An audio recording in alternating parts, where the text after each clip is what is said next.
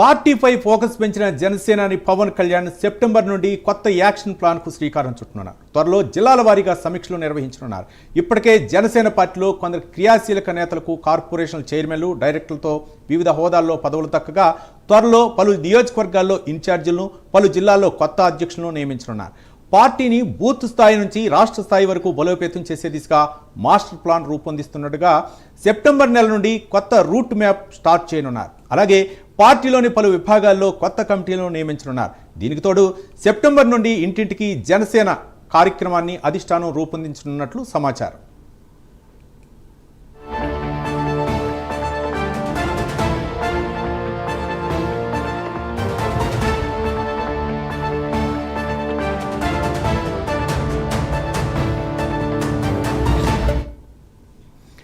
జనసేన అధినేత పవన్ కళ్యాణ్ పార్టీపై ఫోకస్ పెట్టారు.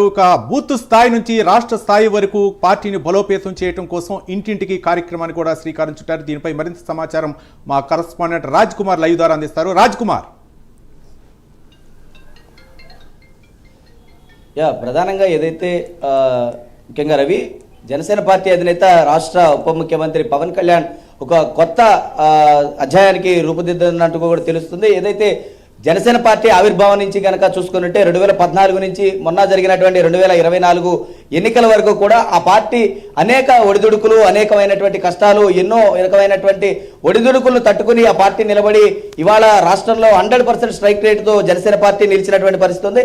అది ఆ విధానాన్ని రేపు భవిష్యత్తులో కూడా కంటిన్యూ చేసేటువంటి విధంగా జనసేన పార్టీ అధినేత ఉప ముఖ్యమంత్రి పవన్ కళ్యాణ్ తీసుకునేటువంటి నిర్ణయాలను ఇప్పుడు పార్టీ మీద ప్రభావితం చూపించబోతా ఉన్నాయి. ఏదైతే సెప్టెంబర్ నుంచి కూడా జనసేన పార్టీ ఒక కొత్త విధానంతో ముందుకెళ్లబోతా ఉంది. ఇంటింటికి కూడా జనసేన పార్టీ యొక్క కార్యక్రమాలను, విధి విధానాలను కూడా తీసుకెళ్లేందుకు ఒక మాస్టర్ ప్లాన్ ను ఆ పార్టీ అధినేత సిద్ధం చేసినట్లు కూడా తెలుస్తా ఉంది. ఇప్పటికే అటు రాజకీయాల్లోనూ ఇటు సినిమా రంగంలోనూ రెండు పక్కల కూడా ఒక బ్యాలెన్స్డ్ గా వెళ్తున్నటువంటి పవన్ కళ్యాణ్ మొన్న జరిగినటువంటి ఒక చారిత్రాత్మకమైనటువంటి విజయం తర్వాత పార్టీని అన్ని రకాలుగా కూడా డెవలప్ చేసేటువంటి దిశగా కూడా పవన్ కళ్యాణ్ అడుగులు వేస్తా ఉన్నారు.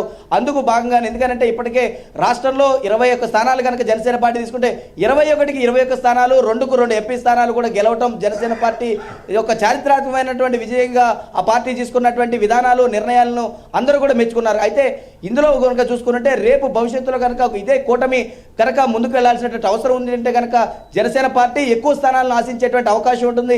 ఆశించేటువంటి స్థానాల్లో కూడా పార్టీని బలోపేతం చేయాల్సినటువంటి అవసరం ఉంటుంది. కాబట్టి ఇదే అదునుగా చూసుకున్నటువంటి డిప్యూటీ సీఎం పవన్ కళ్యాణ్ దానికి అనుగుణంగా అడుగులు వేస్తా ఉన్నారు. ఎందుకంటే ఇప్పటికే రాష్ట్రంలో అన్ని విధాలుగా కూడా పార్టీని ముందుకు తీసుకెళ్లేందుకు ఇప్పటికే అటు నియోజకవర్గ ఇన్ఛార్జీలను, సమన్వయకర్తలతో కూడా భేటీలు నిర్వహించాలని నిర్ణయించుకున్నారు. ఇప్పటికే కొన్ని జిల్లాల అధ్యక్షులకు, అదేవిధంగా పార్టీలో కొంతమంది క్రియాశీలక నేతలకు ఏదైతే కూటమి ప్రభుత్వం అధికారంలోకి వచ్చినటువంటి తర్వాత పలు కార్పొరేషన్ల చైర్మన్లతో పాటు కొన్ని ప్రభుత్వంలో ఉన్నటువంటి క్రియాశీలక పదవులు కూడా జనసేన పార్టీ నేతలకు వచ్చినటువంటి పరిస్థితి ఉంది. ఈ క్రమంలో ఆ పార్టీకి సంబంధించి మళ్ళీ రేపు జిల్లా అధ్యక్షులు కావచ్చు, నియోజకవర్గాల్లో ఉన్నటువంటి సమన్వయకర్తలను ఆ పార్టీ నియమించుకోవాల్సినటువంటి అవసరం ఉంటుంది. అన్ని విధాలుగా కూడా రేపొద్దున పార్టీకి సంబంధించినటువంటి విధానాల్లో ముందుకు తీసుకెళ్లాల్సినటువంటి అవసరం ఉంటుంది. కాబట్టి పార్టీ ముందు నుంచి కూడా తీసుకునేటువంటి నిర్ణయాలను ఎవరైతే బలంగా ప్రజల్లోకి తీసుకెళ్లగలరో వారికి ఖచ్చితంగా పవన్ కళ్యాణ్ అవకాశాలు ఇవ్వనున్నట్లు కూడా తెలుస్తుంది.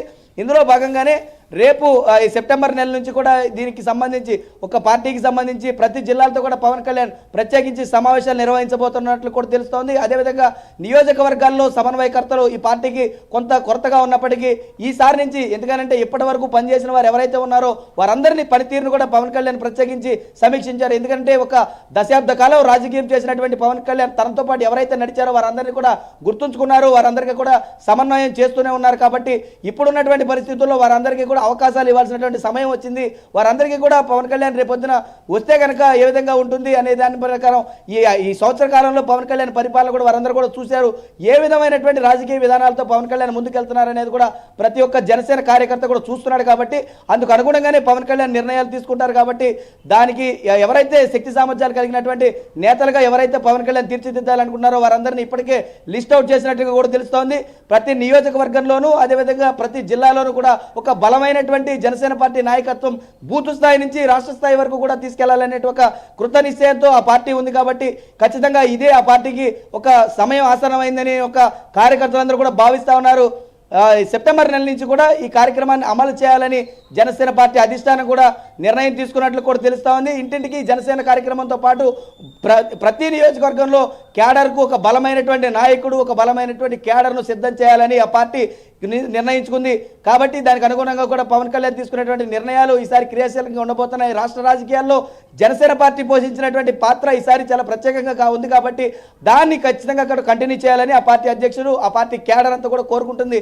ఇదే సమయం కాబట్టి ఖచ్చితంగా వీళ్ళు తీసుకున్నటువంటి నిర్ణయాలు ఆ పార్టీ భవిష్యత్తు ప్రణాళిక పైన, ఆ పార్టీ భవిష్యత్తు ప్రయాణం పైన కూడా ఆధారపడి ఉంటుంది. కాబట్టి ఖచ్చితంగా కూడా పవన్ కళ్యాణ్ తీసుకునేటువంటి ఈ నిర్ణయాలు పార్టీకి ఎంతో మేలు చేస్తాయని రాజకీయ విశ్లేషకులు అయితే చెప్తున్నారని చెప్పుకోవచ్చు. Ravi, right, thank you Raj Kumar.